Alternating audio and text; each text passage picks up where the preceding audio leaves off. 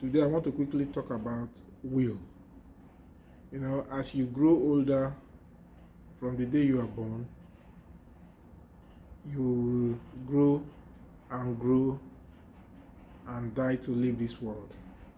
Nobody knows exactly when to die, but sometimes circumstances makes us to be aware, especially when we are ill, to know when we are going to leave this world.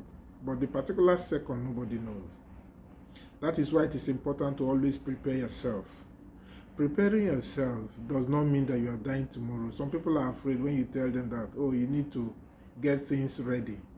Anything can happen at any time. Don't be afraid of, dying. Death is inevitable.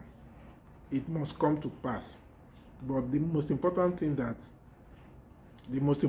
is for you to do the right things, the needful, especially when you have children, family members, friends, well-wishers, house help, nannies that you want to reach out to, uncles and aunties. Sometimes you want to reach out to all of these people, after you die, because while you are alive, you have been reaching out to them. So to continue to reach out to them, you can do a will, so that the will be executed. And what is a will? A will or a testament is a legal document that expresses a person's wishes as to how their property is to be distributed after their demise, and as to which person is to manage the property until the final distribution. Now, but we have found out that will sometimes doesn't really help matters. The document called will, it doesn't really help matters. It rather creates more problem than it solves. Now, you find out that in a family where the man was very rich and he has so many children, especially in a polygamous family, you find out that there will be so much fighting here and there. Sometimes people that they will go diabolic and be doing charms to one another. These people are brothers and sisters. This happens. And for that reason, it will be nice for you to write your will. When you're writing your will, you need to set it out properly. Then, I don't want to go into the details of how you have to write your will. Okay? I will leave it to the legal people, those are in the legal sector, to advise you on that. Then the next thing you need to do is for you to seek the legal advice, as I just said. You get an advice from a professional that will, enlighten you on what to do. Then the next thing is for you to, where you are going to keep this document. Most times it's better to keep it in the probate, where it is safe. But however, after doing all of these things, we still see people fight because they are not happy. They are not satisfied the way whoever that set out the will, the wishes of the person, they are not satisfied with the wishes of the person. Well, it's the person's wishes. It's the person's wish. But because sometimes the person might be short-sighted, the person writing the will might be so short-sighted, or the person writing the will was writing it in anger, was writing it as a revenge. When I leave, you see what will happen to you. So some people have that kind of mindset while writing will. That is why sometimes will can be contested. I still leave that to the legal people to advise you. It can, from what we know, will can be contested, especially when it doesn't, go well. It doesn't really,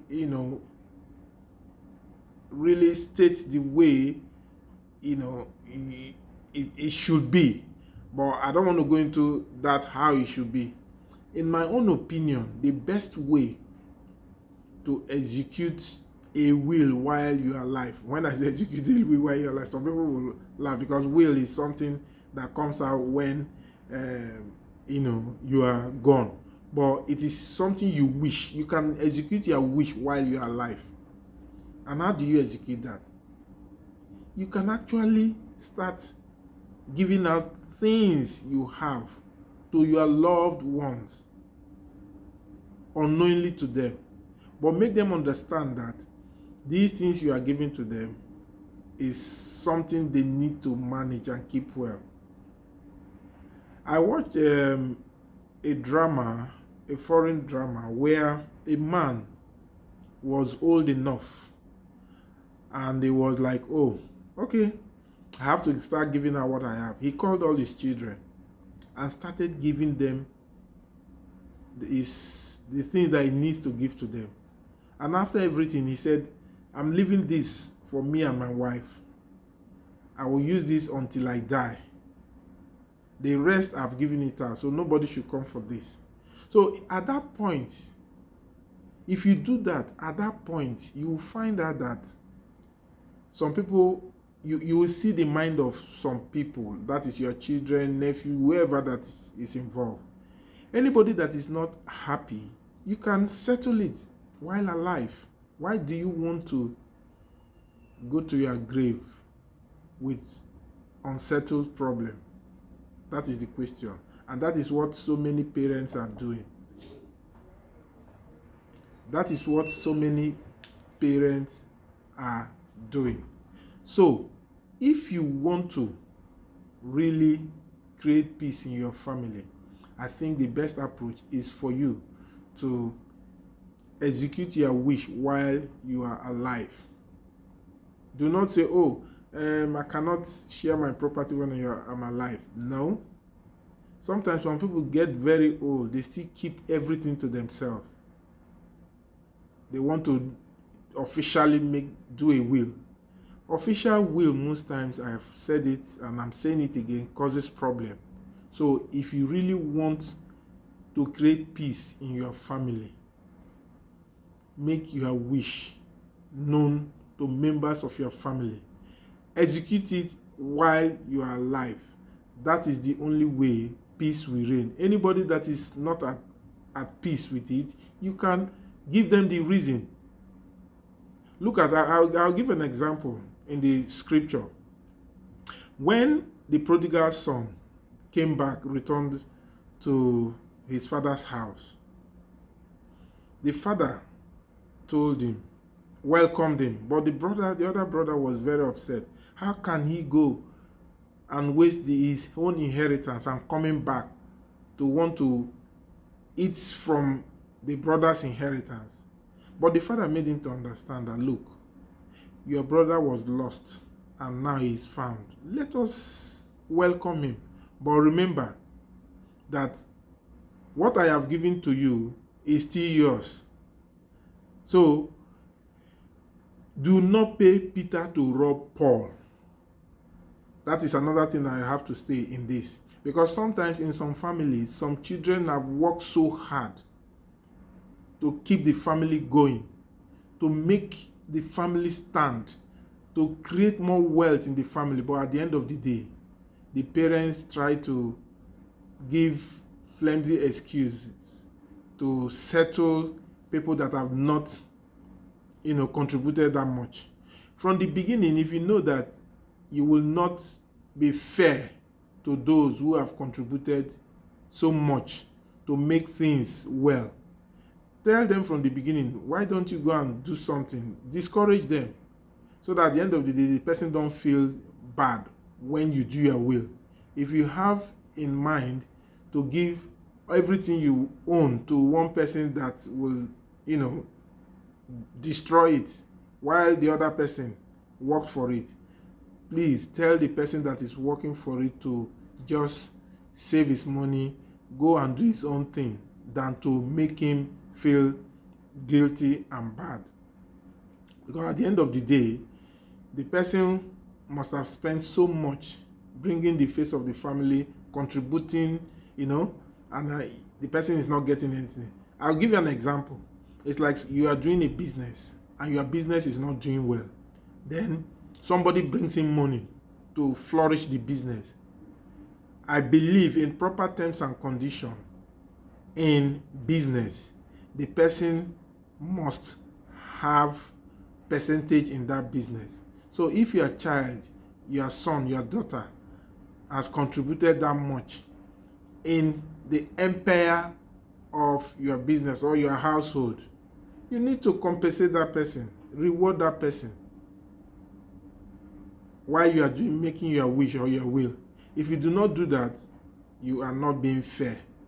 So try as much as possible to make your wish or your will, execute it while you are alive, so that people don't get caught up with, and inside the net of trouble. And that is what has been happening in so many families.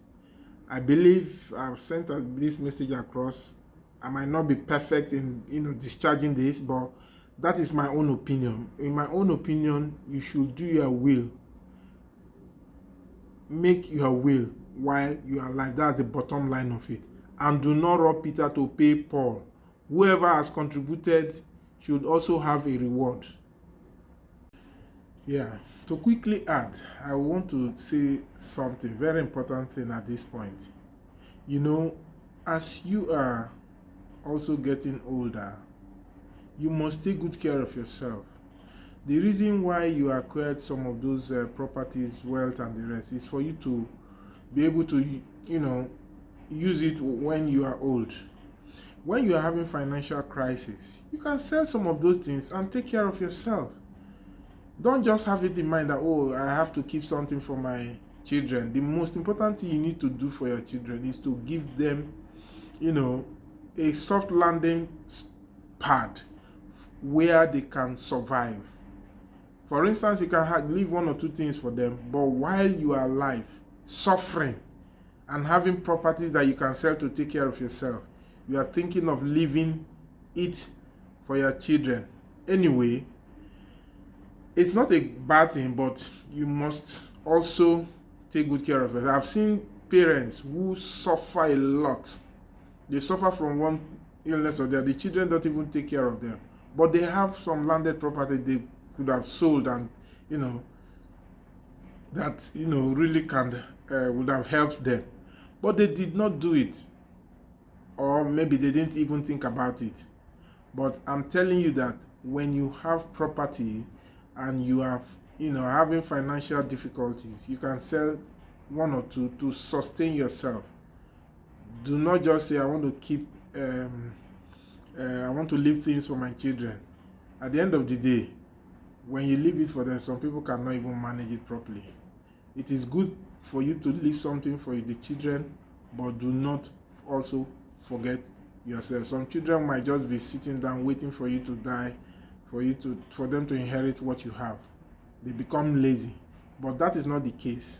That is not what I'm talking about. The most important thing is for you to do your will and your wish while you are alive, so that everybody knows what he or she is taking.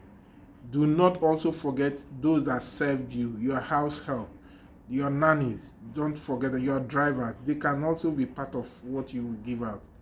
They also contributed to your success.